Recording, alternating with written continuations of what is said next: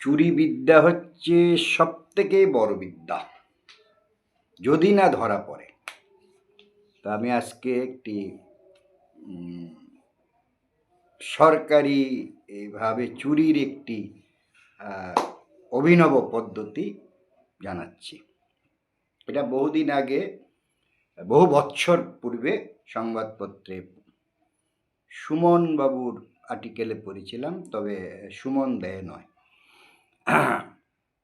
তিনি লিখেছিলেন একজন মুখ্যমন্ত্রী, তবে আমাদের রাজ্য নয়, কিন্তু এটা আমাদের রাজ্য নয়, এটা অন্য রাজ্য, আমাদের একটি প্রতিবেশী রাজ্য।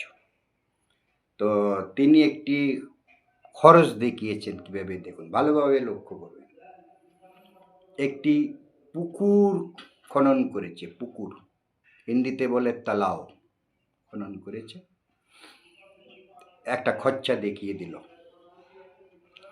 তারপরে তার পার বাঁধিয়েছে, পার বাঁধিয়েছে বলে আরেকটি খরচ দেখিয়ে দিল।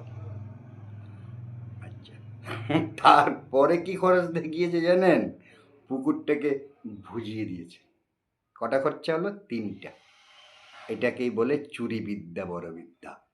তো আদৌ সেখানে পুকুর খনন হয়নি, পার বাঁধানো হয়নি এবং বোঝানো হয়নি। ঠিক আছে?